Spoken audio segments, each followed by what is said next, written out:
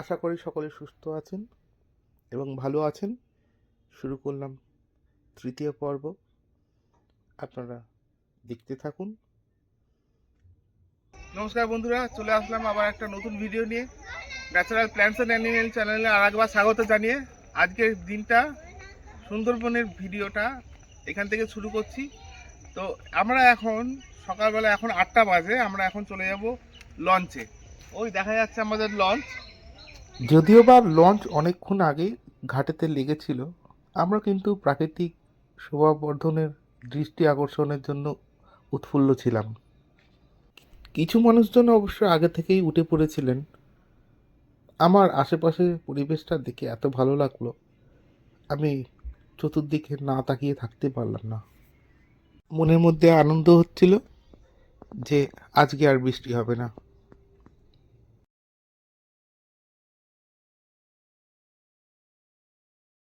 আজকের দিনটা অনেক পরিষ্কার পরিচ্ছন্ন আগের দিনের থেকে। আজকে যেটা কালকে ভয় পাচ্ছিলাম যে আজকে হয়তো মেঘ থাকবে, বৃষ্টি হবে, তো আগের দিন রাত্রেবেলাতে আমি ওয়েদার আপডেট দেখেছিলাম, যে সেখানেতে দেখলাম যে আবহাওয়া অনেক পরিষ্কার হয়ে যাবে। কাল রাত থেকে আমার মনের মধ্যে শঙ্কাটা কেটে গেছিলো, কিন্তু এতটা পরিষ্কার পরিচ্ছন্ন পাবো আশা করিনি এত তাড়াতাড়ি। সূর্য উঠেছে, দেখা যাচ্ছে সূর্য। আর সব থেকে বড় কথা হচ্ছে এত সুন্দর পরিষ্কার ওয়েদার। এই এখন ভাটা হয়েছে নদীতে, দেখুন ভাটা দেখা যাচ্ছে। তো ভাটাতে জল অনেকটা নিচে নেমে গেছে, এখন খুব সুন্দর লাগছে নদীটাকে দেখতে। একবার নদীটা আপনাদের দেখিয়ে দিই।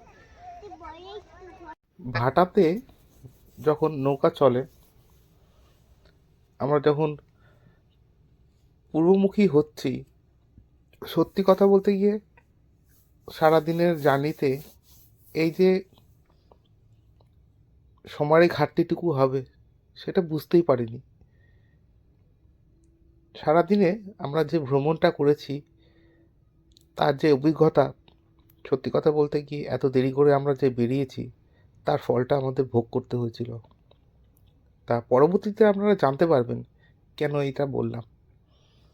সব কিছু সময়ের সঙ্গে তাল মিলিয়ে চলতে হয় সুন্দরবনেতে, বিশেষ করে জোয়ার ভাটা, মরাগন, ভরাগন ইত্যাদি ইত্যাদি সবই প্রকৃতির খেলা, আর কিছুই নয়। আমরা সকলে যখন এক এক করে বোটে উঠতে তৎপর, ঠিক নজর পড়ল অপর পারে এক জেলে ভাই মাছ ধরতে ব্যস্ত, মাছ ধরছে হয়তো। কতটা বিপদসংকুল জায়গা, আগামী যে সমস্ত জায়গাগুলো আমি আপনাদের দেখাবো সেটা দেখলেই বুঝতে পারবেন। তো এরকমই আজকে অনেক কিছুই দৃশ্য দেখতে পারবো। হ্যাঁ, আপনারা দেখতে থাকুন, আশা করি ভালো লাগবে সারাদিনের ভিডিওটা। আর যদি ভিডিওটা দেখে আপনাদের ভালো লাগে অবশ্যই লাইক কমেন্ট শেয়ার করতে ভুলবেন না। সুন্দরবনে দুখানা গাছের কাঁটা কাদাতে থাকে, বোঝা যায় না, মানে জল কাদাতে হয়, নোনা জল কাটাতে হয়। তার মধ্যে একটা কাদা আমি এখন একটা গাছ আমি দেখিয়ে দিচ্ছি, এটাকে বলে হরগোজা। হরগোজা লাগে মানে পাতার এন্ডে থাকে, দেখতে সুন্দর ফুল হয়, বেগুনি বেগুনি কালারের দেখতে। আপনার নেটে অনেক ভিডিও টিডিও দেওয়া আছে, দেখলে দেখতে পাবেন হরগোজা কাটা। আমি অনেকে বলে হচ্ছে হরগোজা, আমি একটা হরগোজা গাছের দেখাচ্ছি দেখুন। তো বন্ধুরা, এটা হচ্ছে হরগোজা, দেখুন এর আগাগুলো কেমন সরু সরু হয়ে আছে। যদি একবার গায়ে লাগে এই কাঁটা, তাহলে কিন্তু খুব যন্ত্রণা হয়। হরগোজা কাঁটা আর হেতাল কাঁটা, এই দুটি কাঁটা এতই বিপজ্জনক, যারা কাঁকড়া ধরতে যায় কাদার মধ্যে কখন যে পায়ের তলায় ফুটে যাবে কেউ বুঝতেই পারে না। আর একবার ফুটলে আপনাকে মনে করিয়ে দেবে একবার।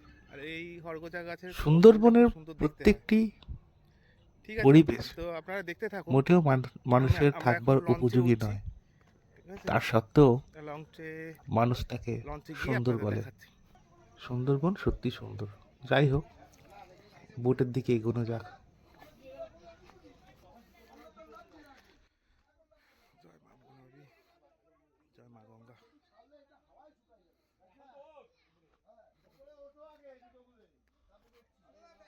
স্থানীয় নিয়ম অনুযায়ী যদিও বা আমরা গঙ্গায় নেই, তবুও মা গঙ্গাকে স্মরণ করতে হয় নদীতে ওঠার সময়। তার পাশাপাশি জঙ্গল মা বনবিবিকেও স্মরণ করতে হয়। উঠে পড়লাম বোটেতে, দেখি কি হয়। সবার কলরবের মধ্যে যখন ডান দিকে নদীর দিকে তাকালাম, মনের মধ্যে চলে আসলাম একদম কলকাতার গঙ্গার কথা মনে আসছিল। নদীর মধ্যে আমরা বোটে উঠে কত ছোট এই একটি শাখা নদী কলকাতার গঙ্গাকে বা আমাদের মা গঙ্গাকে কত সংকীর্ণ করে দিচ্ছে। যাই হোক, বোটে ওঠার প্রস্তুতি নিলেও মানসিক প্রস্তুতি ছিল না কখনোই। মনের ভীতিটা কখন যে কেটে গেছে বুঝতেই পারিনি। সময় হলো আস্তে আস্তে আমাদের এগিয়ে যাবার। লঞ্চ স্টার্ট হলো। আমরা আস্তে আস্তে নদীর উদ্দেশ্যে রওনা দিলাম। এখন তো লঞ্চ ছেড়ে দিয়েছে ঘাট থেকে, যেটি ঘাট থেকে লঞ্চ ছেড়ে দিয়েছে। আমরা এবার রওনা দিয়েছি। আপনাদের এবার সারাদিনে ভিডিওগুলো দেখাবো টুকরো টুকরো করে। দেখুন বন্ধুরা, কত সুন্দর লাগছে পাড়টাকে।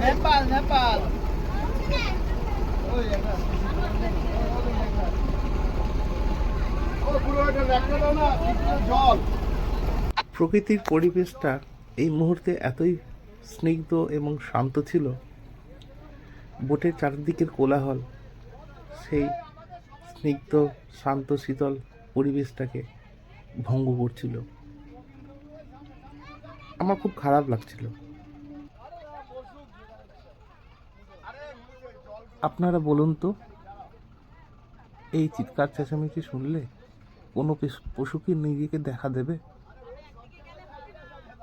অবশ্যই না, কখনোই না।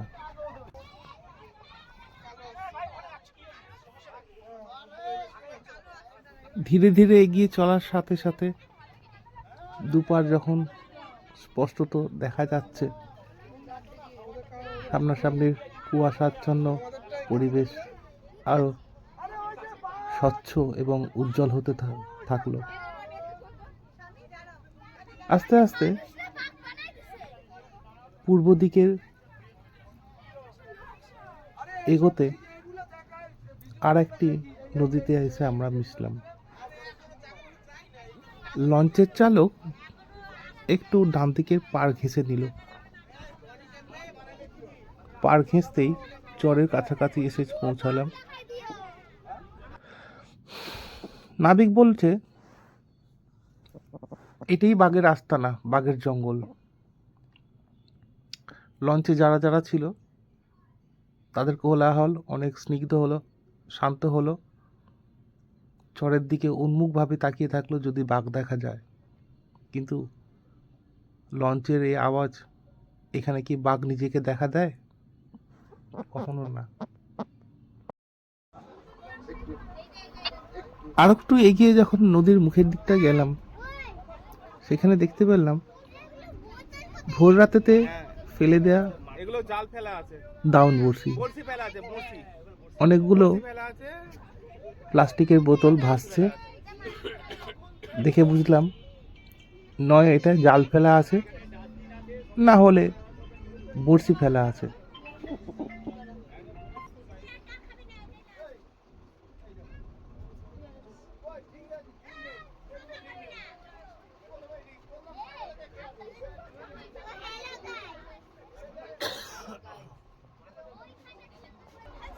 মণি নদী।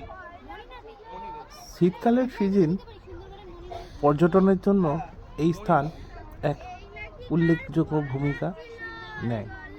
তাই সামনে থেকে আসতে একটি পরিবহন ও পর্যটনবাহী একটি লঞ্চকে দেখলাম, যদিও বা আমাদের লঞ্চের থেকে একটু ছোট ছিল। প্রত্যেকটি সময় এত যে ঘটনাবহুল হবে সেটা সময়ের সাথে সাথে টের পাই। লঞ্চটি যখন একদমই সামনে আসলো, লঞ্চের ঢেউ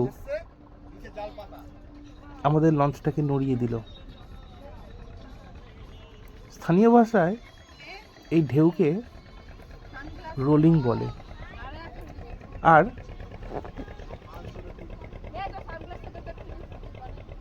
এই পর্যটন শীতকালে কেন উল্লেখযোগ্য?